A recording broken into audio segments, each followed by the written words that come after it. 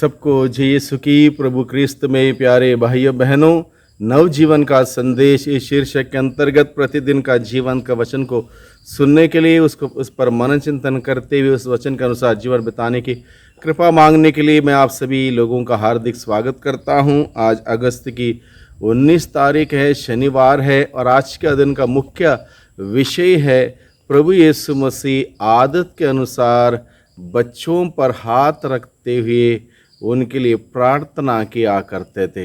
इस विषय को लेकर हम लोग मनन चिंतन करें, क्योंकि यही विषय आज के सुसमाचार के द्वारा हम सबों के सामने रखा गया है कि प्रभु यीशु मसीह सबसे पहले बच्चों को पसंद करते थे, बच्चों पर अपना आशीष भरा अनुग्रहकारी हाथ रखते थे, बच्चों को स्पर्श करते थे और बच्चों के द्वारा बहुत सारे रहस्यमय बातों को लोगों के सामने प्रस्तुत करते थे।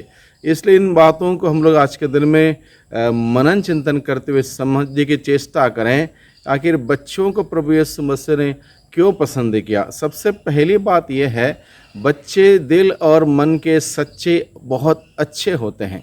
उनके अंदर कपट नहीं होता है, उनके अंदर दिखावा नहीं होता है, उनके अंदर आडंबर नहीं होता है, उनके अंदर ढोंग नहीं होता, उनके अंदर बदले की भावना नहीं होती है, उनके अंदर गुस्सा है, गुस्सा बरकरार नहीं रखते हैं।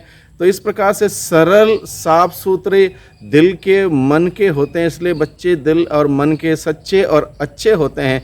यही बात प्रभु को पसंद आई, इसलिए प्रभु ऐसे बच्चों के उस व्यक्तित्व को बड़ों के सामने प्रस्तुत करते हुए बताते हैं, जब तक तुम बच्चों जैसा नहीं बन जाओगे तब तक तुम स्वर्ग के राज्य में प्रवेश नहीं कर पाओगे।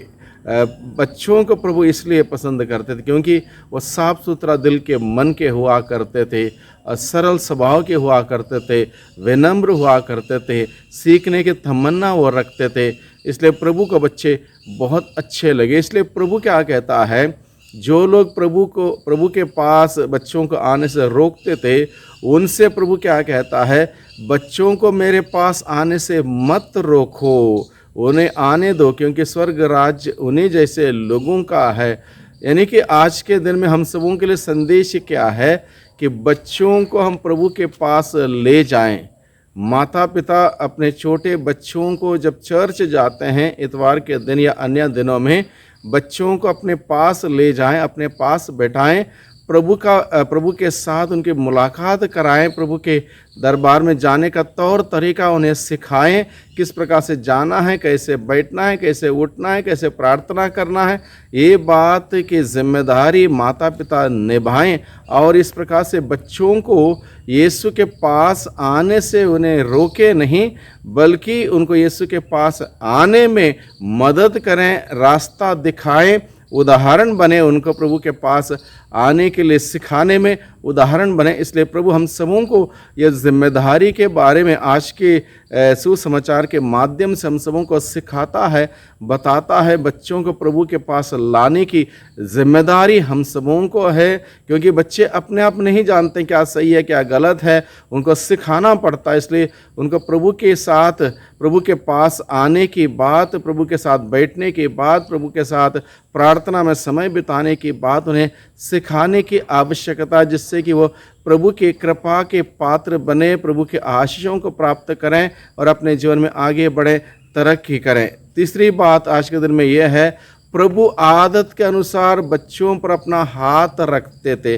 प्रभु क्यों हाथ रखते थे? प्रभु का हाथ अनुग्रहकारी हाथ, प्रभु का हाथ आशीषों से भरपूर हाथ, प्रभु का हाथ कृपाओं से भरा हुआ हाथ, और हर एक बच्चों पर, हर एक इंसान पर प्रभु का वह अनुग्रहकारी हाथ होना बहुत ही ज़रूरी है। जिसके ऊपर प्रभु का हाथ है उसको कभी किसी बात की कमी नहीं होगी, क्योंकि प्रभु का आशीष भरा हाथ उस व्यक्ति के जीवन में, उस बच्चे के जीवन में, उस बड़े के जीवन में हमेशा आशीषों से भरपूर रखेगा, भरपूर करेगा। इसलिए प्रभु का आशीष भरा हाथ सभी बच्चों पर खास करके और हम सभी लोगों पर हमेशा होना ज़रूरी है। जब प्रभु का आशीष भरा हाथ हमारे पर नहीं रहेगा, हम लोग संघर्ष करेंगे, स्ट्रगल करेंगे, परेशान होंगे, दुखित होंगे। इसलिए प्रभु का आशीष भरा हाथ ना केवल हम पर, हमारे मेहनत पर, हमारे परिश्रम पर, हमारी पढ़ाई पर, हमारे दिन प्रतिदिन के कार्यकलापों पर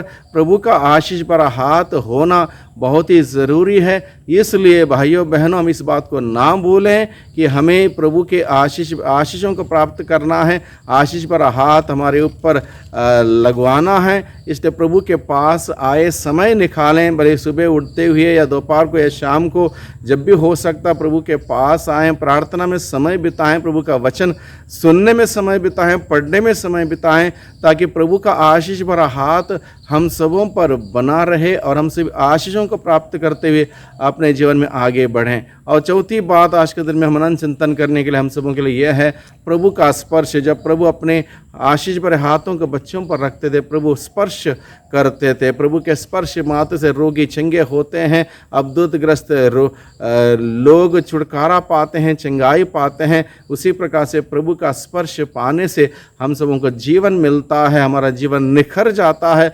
हमारा जीवन अगर कुंठित हो गया किसी वजह से, प्रभु का स्पर्श पाने से ही वहाँ पर जीवन आता है, आनंद आता है। इसलिए प्रभु का स्पर्श हम सबों को प्राप्त करना बहुत ही आवश्यक है हर दिन। और प्रभु का स्पर्श प्राप्त करने के लिए फिर एक बार मैं आप सबों को ये बात बताना चाहता हूँ। हो सकता है प्रभु का स्पर्श हमें प्रभु के वचनों को पढ़ते वक्त मिले, हो सकता है प्रभु का स्पर्श हमें प्रभु के भजन कीर्तन करते वक्त मिले, प्रभु की स्तुति आराधना करते वक्त मिले, प्रभु के साथ प्रार्थना में समय बिताते वक्त मिले, मिस्सा बलिदान में आराधना में भाग लेते हुए वक्त मिले, या माला विनती करते वक्त मिले। इसलिए प्रभु का स्पर्श पाने के लिए हम सभी हमेशा लालायित रहें, हम सभी भूखे प्यासे रहें। और प्रभु का स्पर्श पाने के लिए हर दिन हम मेहनत करें कि प्रभु मुझे स्पर्श कर दे, मुझे आपके पवित्र हाथों से स्पर्श कर दे। और प्रभु से इस प्रकार से हम प्रार्थना करें, प्रभु का स्पर्श हमें मिल जाएगा, हमारा जीवन निखर जाएगा, हम आगे बढ़ेंगे, तरक्की करेंगे। इसलिए भाइयों बहनों, आज के सुसमाचार में जो बात प्रभु ने हम सबों के सामने रखी है, बच्चों के द्वारा महान से महान रहस्य में बातें प्रभु ने प्रकट की है। बच्चों को बीच में रख खड़ा करते हुए बड़ों को संदेश दिया। बड़ों से ये कहा, जब तक तुम इन बच्चों जैसा नहीं बनोगे, स्वर्ग के राज्य में प्रवेश नहीं करोगे। बच्चों जैसा बनने का तात्पर्य यह है, सरल स्वभाव के, सीधे स्वभाव के, बिना निकपट के, बिना कोई दिखावे आडंबर के, बिना बदले की भावना रखे हुए, बिना कोई ढोंग रचे हुए, सरल सत्यता से प्रेरित होकर, ईमानदारी से, प्यार मोहब्बत से। कोई आपस में बच्चों के बीच में लड़ाई झगड़ा भी होता है, 1 मिनट में वो भूल जाते। इस प्रकार का व्यवहार करते हुए हम बच्चों जैसा बनने के लिए प्रभु हमें बताता, जब तक ऐसा नहीं बनेंगे स्वर्ग राज्य में हम प्रवेश नहीं कर सकते। इसलिए प्रभु आज के वचनों के द्वारा हमें क्या कहता है, इन सभी बातों पर हम ध्यान दें, मनन चिंतन करें और प्रभु से प्रार्थना करें। यहाँ पर लिखा, उस समय लोग ईसा के पास बच्चों को लाते थे, जिससे वे उन पर हाथ रखकर प्रार्थना करें। प्रभु बच्चों पर हाथ रखते हुए प्रार्थना करते थे। आज भी ये प्रथा बहुत सारे लोग जानते हैं, समझते हैं। पुरोहित के पास, जो आज के दिन में प्रभु यीशु का प्रतिनिधि है, उसके पास लाते हैं ताकि पुरोहित अपने हाथ रख के बच्चों के लिए प्रार्थना करें, बड़ों के लिए प्रार्थना करें। ये प्रथा बहुत सारे लोग जानते हैं, मानते हैं और इस कार्य को करते हैं। तो ये ज़रूरी है, भले ही हम प्रभु के चर्च आते हैं, पुरोहित के पास भी ले जाएं, बच्चों के लिए विशेष प्रार्थना कराएं, क्योंकि प्रभु यीशु मसीह स्वयं बच्चों पर हाथ रखते उनके लिए प्रार्थना किया करते थे। शिष्य लोगों को डांटते थे, परंतु यीशु ने कहा, बच्चों को आने दो, उन्हें मेरे पास आने से मत रोको। जो भी लोग आज के दिन में बच्चों को प्रभु के पास आने से रोकते हैं, वो सही नहीं है। माता पिता इस बात को ध्यान दें, बड़े लोग ध्यान दें, घर परिवार के लोग ध्यान दें। कई बार हम लोग सोचते हैं बच्चा छोटा है, बच्चा रोएगा, बच्चा तंग करेगा, परेशान करेगा, चर्च नहीं ले जाते हैं ना। बच्चों को ले जाएं, चर्च ले जाएं, प्रभु से परिचय कराएं। यह हमारा परम कर्तव्य है। विवाह संस्कार ग्रहण करते वक्त माता पिता को यही जिम्मेदारी दी है, बच्चों का ईश्वरीय रास्ते पर चलाना और क्रिस्तीय मूल्य सिद्धांतों के अनुसार पालना पोसना। वह जिम्मेदारी माता पिता लेते हैं। उस जिम्मेदारी को याद रखें, उसको निभाएं। बच्चों को क्रिस्तीय मूल्यों के अनुसार, सिद्धांतों के अनुसार उनका पालन पोषण करें, उनको तालीम में भेजें, मिस्सा बलिदान में भेजें, संस्कार में भाग लेने के लिए उनको प्रेरित करें। और आगे प्रभु का वचन कहता है, स्वर्ग का राज्य उन जैसे लोगों का है और वह बच्चों पर हाथ रखकर उन पर आशीष बरसाते थे। यानी कि प्रभु का वचन कहता है स्वर्ग का राज इन छोटे बच्चों जैसे लोगों का है।